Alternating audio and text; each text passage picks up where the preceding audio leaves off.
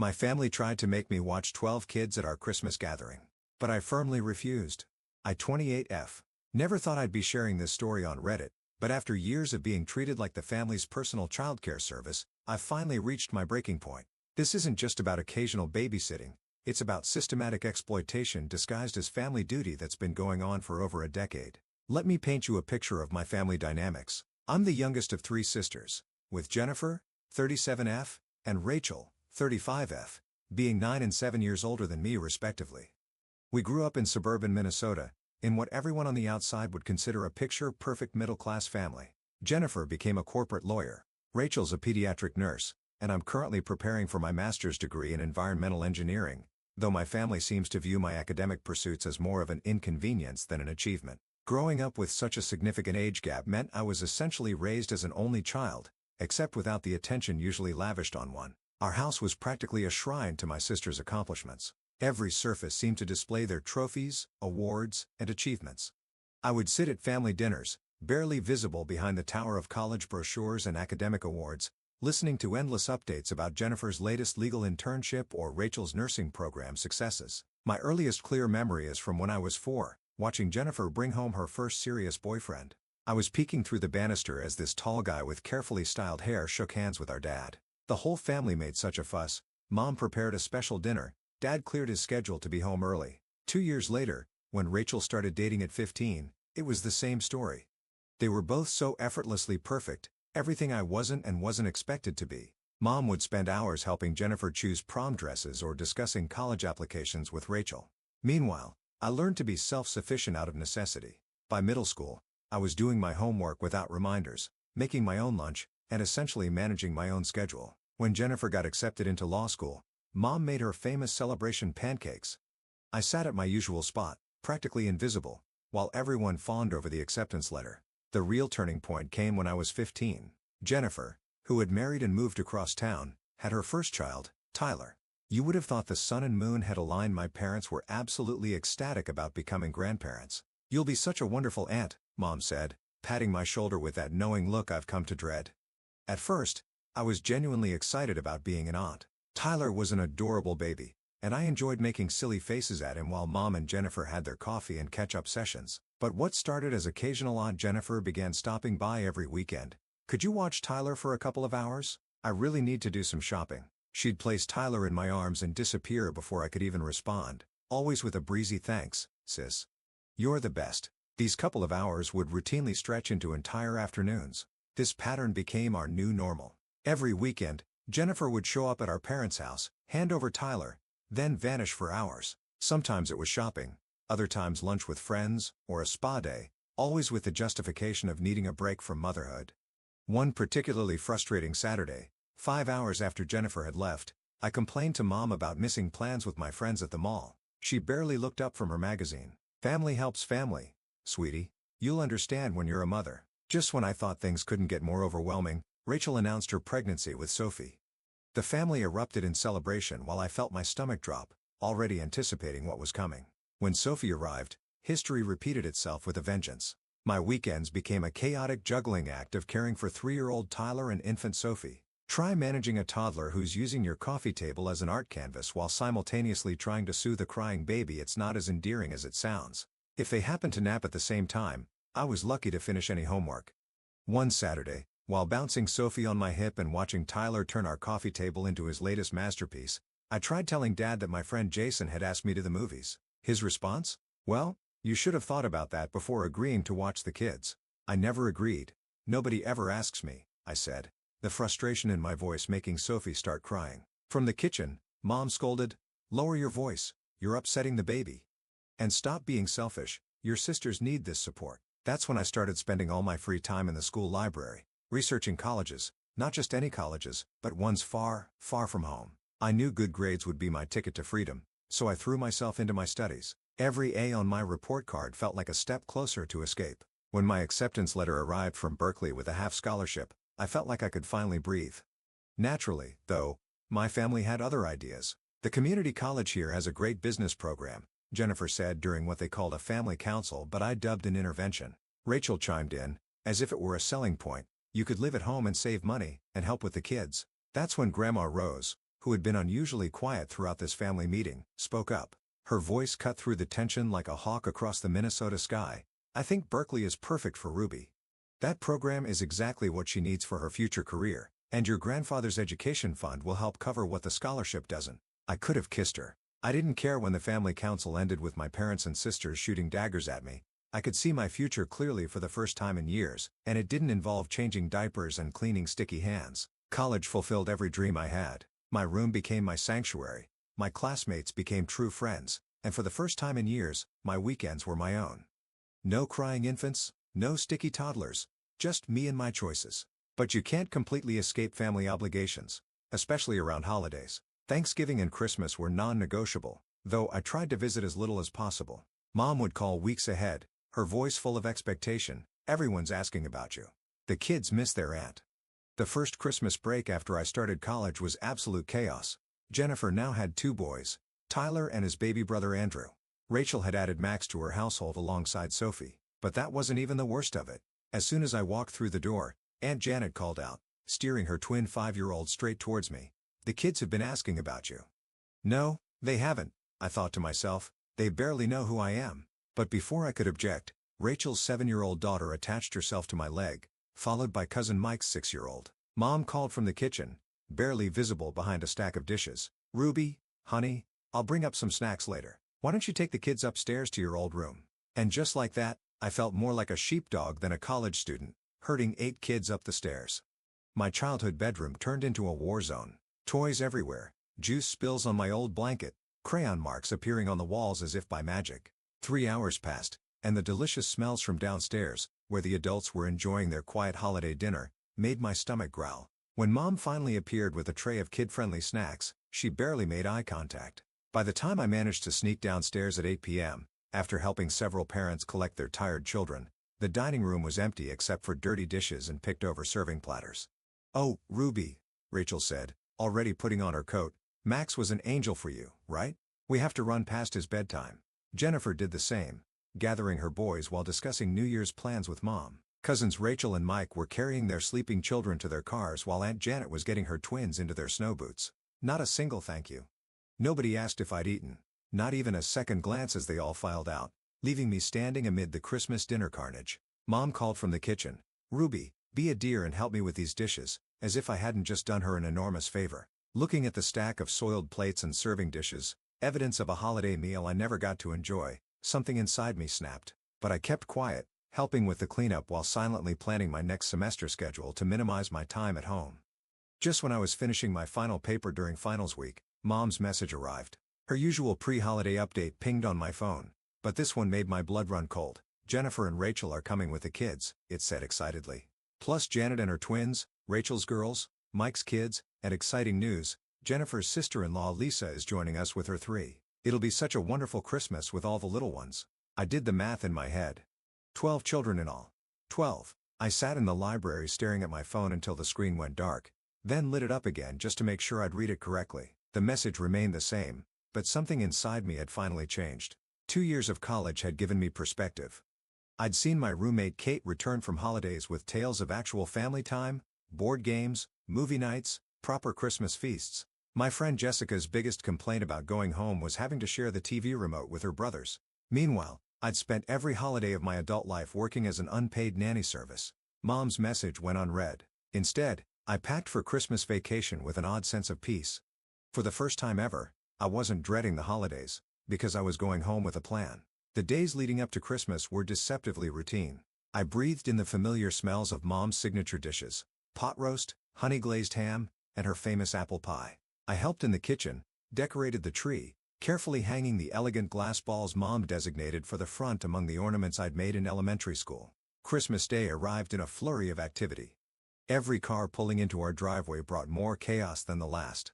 Jennifer showed up first with her boys, now 5 and 3. Then Rachel with Sophie and Max arrived with her 3 kids under 7. Lisa, Jennifer's sister-in-law, followed with her brood. The rest of the relatives arrived after them, each family contributing more children to the swelling assembly. From my corner of the living room, I watched as the noise level steadily increased. Jennifer approached me, her older one tugging at her sleeve while the younger balanced on her hip. "Ruby, she called out in that familiar tone that suggested she was about to discharge her parental responsibilities. She was already steering them down. She was 100 times before. But this time was different. This time, I stayed put and looked her squarely in the eye. "No," I answered, my voice firm despite my pounding pulse. "I'm here to enjoy Christmas like everyone else. I'm not watching the kids today." Though there were too many children for the room to go completely quiet, I could feel the shock rippling through the adults. Jennifer's mouth dropped open. Mom froze in the doorway with a tray of cookies, eyebrows rising. Dad turned from his newspaper. Rachel's panicked voice carried across the living room. "But who's going to watch all the kids?" As I started toward the stairs, I sat over my shoulder, just long enough to catch Mom's helpless shrug and the confused expressions on everyone's faces. Someone else. I turned back, and the sight almost made me laugh. They looked like someone had just told them Christmas was canceled. "I need advice, Reddit. Am I wrong for finally standing up for myself? Should I have waited until after the holidays?" I can already hear my phone blowing up with messages from family members, but for the first time in years, I feel like I can breathe. Update 1. First, thank you all for the overwhelming support on my original post. Your comments helped me stay strong during what happened next. After heading upstairs, I walked past the family photos commemorating my sister's many successes and into my childhood bedroom. The gentle click of the door closing behind me felt like the period at the end of a very long sentence. I collapsed onto my bed, the same twin bed I'd had since middle school, and took a deep breath. Downstream, I could hear the muffled sounds of chaos, adult voices rising and falling, children wailing, the occasional thump of something being thrown or dropped. Can you believe her? So selfish. In my day, bits of conversation that floated up through the floor made me smile. Let them talk. Let them finally experience dealing with their own offspring. A message from my college friend Kate buzzed on my phone. "Did you finally stand up to them?" I texted back, "Operation Freedom is in progress. Currently hiding in my room while they try to parent their own children." My messaging was interrupted by a knock on my door. "Ruby?" Mom's voice was striving for concern but landed somewhere between angry and desperate. "The children are asking for you." I stayed where I was, comfortable on my bed. "I'm busy, Mom." I heard her sigh through the door, then her footsteps retreated down the hallway. 2 hours passed in peaceful rebellion, with messages of encouragement from friends who'd heard me complain about years of holiday babysitting responsibility pinging frequently on my phone. Eventually, the chaos downstairs found a different rhythm, one without my involvement. Based on everyone's reaction when I finally came down for dinner, you would have thought I'd risen from the dead. Aunt Janet actually dropped her fork. Cousin Rachel's mouth hung open mid-sentence. I looked around the dining room and saw Jennifer conspicuously absent. I could picture her in the living room, trying to organize some sort of game with the kids, her usually flawless hair coming loose from her elegant updo, a mystery stain on her festive sweater. Sitting at the adult table for the first time in recent memory, I looked around at the spread, still hot, still fresh, still waiting to be savored. Everything was not half-eaten children's portions, not picket-over leftovers, not lukewarm remains. As I loaded Mom's honey-glazed ham, Aunt Janet's sweet potato casserole, and Cousin Rachel's famous green bean dish onto my plate, I could feel the weight of judgmental looks. I was halfway through savoring my first proper Christmas dinner in years when Jennifer finally snapped. She had been watching me eat with the kind of focus usually reserved for nature documentaries about prey and predators. "Well," she announced to the table at large, her voice dripping with sarcasm, "looks like someone's gotten a little too big for their boots at college. Seems they've forgotten all about sisterly duties." I deliberately licked my spoon clean before answering, taking my time with each bite of mashed potatoes. "Funny thing about sisterly duties," I said, speaking softly but steadily. "I don't remember seeing free babysitter in any sisterhood manual. Maybe you could point that chapter out to me? Right after the part where parents are supposed to be watching their own children?" If the gasps around the table hadn't been so real, they would have been funny. Aunt Janet literally clutched her pearls. I hadn't known anyone actually did that outside of movies. Mom and Dad exchanged that special look they share, the one that says they're disappointed but don't want to make a scene. Rachel appeared in the doorway about 20 minutes into dinner, looking like she'd been through a war. Her hair had completely escaped its updo, and her Christmas sweater now displayed what appeared to be juice stains in addition to the earlier unidentified substance. She looked exhausted, the kind of bone-deep fatigue I'd been experiencing every holiday for years. Having finished my meal, which included 2 slices of Mom's apple pie, a luxury I'd never been able to indulge in before, I quietly got up from the table. No one objected, no one asked me to help with cleanup, and no one insisted I check on the children. I packed my bags that night and left early the next morning, before the inevitable family meeting could be called. Sometimes the best way to break a pattern is to simply remove yourself from the equation entirely. I'll update if anything significant happens, but for now, I'm enjoying the peaceful drive back to my dorm and the knowledge that for the first time in years, I spent Christmas as a family member, not an employee. Update 2. Well, it's been 3 days since my Christmas dinner rebellion, and things have escalated exactly as I expected. When I returned to the dorm, I found my phone flooded with messages. But what happened this morning takes the cake. As I was finishing my last paper during winter break, I found myself in an ambush-style video call with Mom, Dad, and both sisters. Jennifer wasted no time at all. "What kind of performance was that yesterday?" she snapped, her voice sharp enough to cut glass, making us look like poor parents in front of everyone.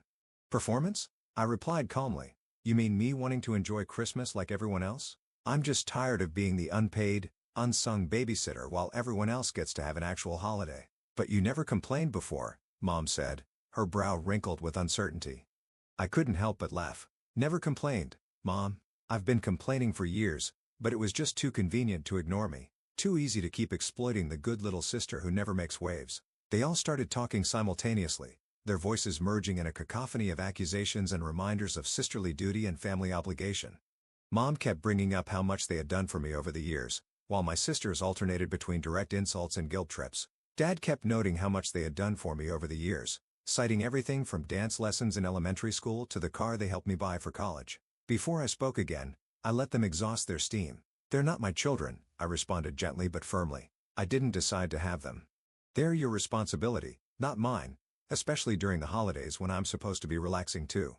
I have my own life, my own studies, and my own future to think about." At that, Jennifer played what she believed to be her trump card. She stood up, red-faced. "Well, maybe someone should teach you a lesson about gratitude. Let's see how you manage without Mom and Dad paying your college tuition." The room grew quiet. I saw Mom and Dad exchange uneasy looks, obviously startled by the suggestion. But instead of the panic Jennifer clearly expected to see on my face, I felt an odd sense of relief. "Actually, Jennifer," I said, slowly rising from my chair, "Grandma's been paying my tuition from Grandpa's education fund. You know, the same fund that helped put you through law school and Rachel through nursing school. And even if that wasn't the case, I have a partial scholarship and unlike some people, I'm not afraid of working to support myself." Not waiting for their response, I ended the call. Less than 10 minutes were needed to pack the rest of my belongings. Over the years, I developed pretty good light travel habits. Everything important fit into 2 suitcases and a backpack. Mom and Dad started calling immediately after, their voices in the voicemails a mix of panic and anger, but I was done talking. Walking out to my car, I barely felt the winter air biting at my cheeks. The morning was crisp and clear, typical Minnesota winter weather, but somehow it felt fresher than usual. The drive back to university was strangely peaceful. Mom, Dad, Jennifer, and Rachel, I methodically blocked their numbers as the distance between my house and here grew. Every press on my phone screen felt like severing another link in a chain I hadn't even realized was dragging me down. My dorm room greeted me with its simple blessings. There were no toys scattered across the floor, no sticky fingerprints on the glass, and no constant background noise of kids begging for attention. Just my books, my laptop, and my own thoughts. January has gone by in a whirlwind of new courses and peaceful weekends. February brought snow and a wonderful absence of family conflict. I've thrown myself into my studies, made plans with friends, and for the first time in years, feel like I'm living my own life rather than existing on the edges of everyone else's. I do occasionally see posts from Jennifer on social media, sharing photos of her boys growing up quickly. Part of me hopes she'll eventually recognize her mistakes and reach out first. Until then, I'm at peace with the distance. It turns out no is the most powerful word on earth, and I've learned that even with family, sometimes you have to start your own fire to keep warm. Update 3. One late February frigid Saturday morning, I glanced out my dorm window and noticed Mom, Dad, and Rachel standing in the parking lot, looking out of place among students hurrying to and from classes. My first instinct was to pretend I wasn't home, but I stopped because of something in their body language. They looked smaller somehow, less like authority figures and more like people who had driven for hours to address a wrong. I met them in the lobby. Rachel spoke first. "We'd like to talk. Could we buy you coffee?" That morning in the campus cafe, steam rising from our cups, we sat at a corner table in silence thick with unspoken words. Mom was first to break it. "We've been thinking a lot," she said, her fingers fidgeting with the edge of her cup, "after you left. Well, we had some very long family conversations." Rachel met my eyes squarely. "Ruby, we were wrong. All of us. We took advantage of you for years and called it family duty to make ourselves feel better about it. The day you left, after watching my own kids for just one afternoon, I finally understood what we'd been putting you through." Dad cleared his throat. You needed your own holidays, your own time. You deserved to be treated like an adult, not the family babysitter. We didn't see, or maybe we didn't want to see, how unfair that was. It took losing you to realize what we were doing. I let their words sink in as I slowly sipped my coffee, remembering all the holidays spent upstairs with a cluster of children while everyone else enjoyed themselves downstairs. What about Jennifer? Rachel groaned. Mom assured, the rest of us, we want to do better. Things will be different now. She's still processing.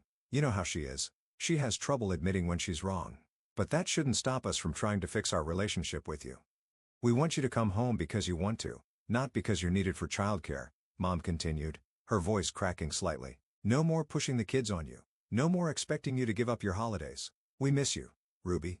Not as a babysitter, but as our daughter and sister. I studied their faces. Mom's eyes were sincere, Dad's expression showed regret, and Rachel's posture was open. Looking at them now, I could see how much the past 2 months had affected them. The confident authority figures who had dismissed my